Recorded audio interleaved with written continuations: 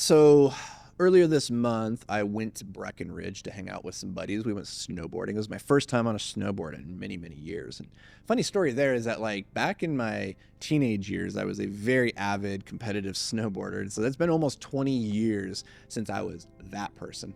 And the guys, they were giving me crap because they're like, "Oh, they're expecting you to go out there and show us what you got." And I'm like, "Guys, I'm an old man right now. I haven't ridden on this bicycle in a long time. I'm not even sure I know how the pedals work anymore." But so we go to Breckenridge. We had a fantastic time. The whole idea behind the trip was goal setting and shredding. So it was a group of like 10 guys getting together to every night for 3 nights do some deep soul searching goal setting for 2025, and then during the days to go out and shred the slopes. It was dope. Well, it was dope while it lasted. I'll tell you about that in just a second. The trip kind of ended tragically for me. I'll tell you about that in just a minute. But I wanted to share just two of the lessons that came from that event. And the first is that your vibe attracts your tribe. Your vibe attracts your tribe. So if you're surrounded by people who are cynical and upset all the time about every little thing, they're reactive, they're emotional, they're narcissistic, they're pessimistic, I think you got to start by looking in the mirror, because the chances are you are those things and you're simply attracting that which you are. And so I was reminded of this because at this event, I was like, man, all these people, like, I feel like I'm in an echo chamber. They all see the world similarly. They all do the similar things. They all have a similar optimistic attitude and positive. And I was like, this is pretty cool. I'm not used to seeing this. And like the day to day of my life going through the streets, like you're going to see people that aren't really part of your tribe. And so you see a lot of people that aren't really like you. And so when you get together with your friends and your bros, take a moment and just reflect, like, these people are the average of me. Like, I am the average of them. And so if you're in a room full of people that are fat and out of shape and alcoholic and they're cynical and cranky all the time, I want you to take a good, long, hard look at that. Because you might not think you're those things yet, but you are fast on your way to becoming that. And in my experience, the fastest way to turn your life around and start moving towards that greatest vision you have for yourself is to surround yourself with people who are already mirrors of that person you want to become. Because every room reverts to the average, right? And so you're either in a room with people who are above you and you're getting pulled up to their level, or you are in a room that you were above everybody else and you're getting pulled down to their level. That's how it works. So you just got to be really intentional about what kinds of rooms that you're getting into, and just recognize that your vibe attracts your tribe. And so if you are negative, if you are closed-minded and fixed growth mindset or fixed mindset, then those are the people that are going to surround themselves with you.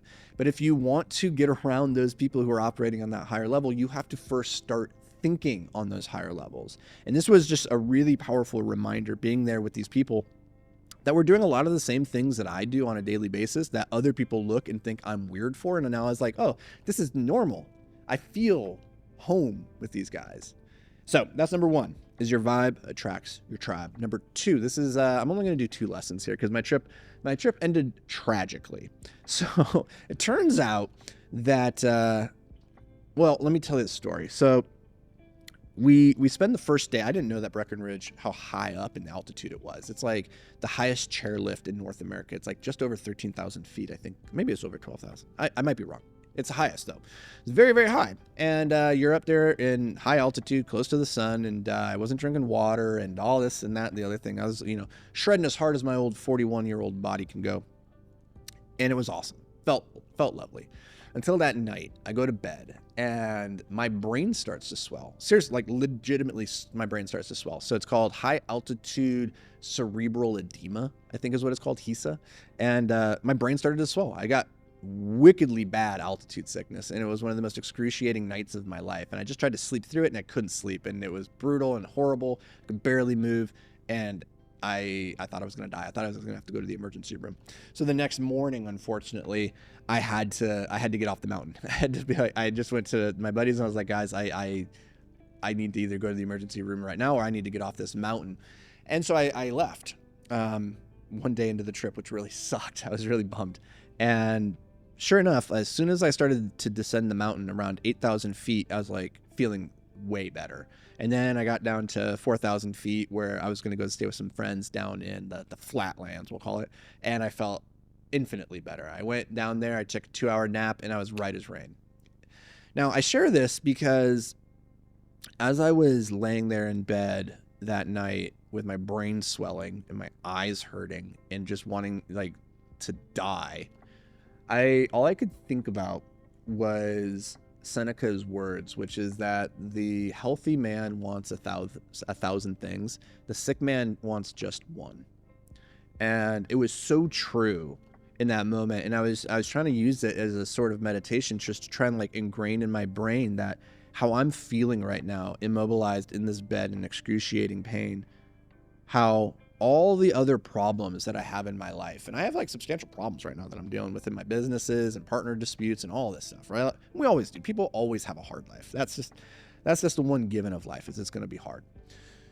But as I was sitting there dying, I didn't care about any of that stuff. I couldn't even think about it. It didn't bother me because all I could think about was just how much pain I was in and how much it sucked and how I'd give anything to just not be in that state, and how when you lose your health, everything else loses its relevance. And I think it's good to be reminded of that lesson every now and then. Now, I don't want anybody out there to go get, swelly brained and like to suffer. Ideally, this is a lesson that we can learn without having to actually go through the trauma. But it does reinstill it every now and then when you're wickedly sick, whether you have like norovirus and you're dying, or you got COVID, or you got altitude sickness. Those moments when you're on your deathbed, so to speak, I think are these mini blessings. As long as you don't survive it and then immediately forget it.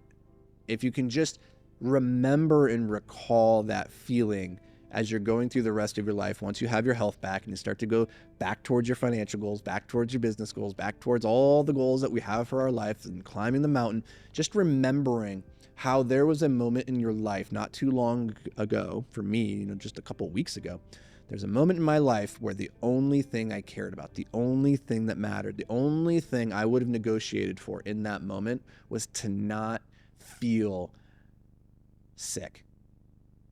And right now, if you're not feeling sick, if you're not in that place where you would give everything in your life to feel better, then you should be grateful.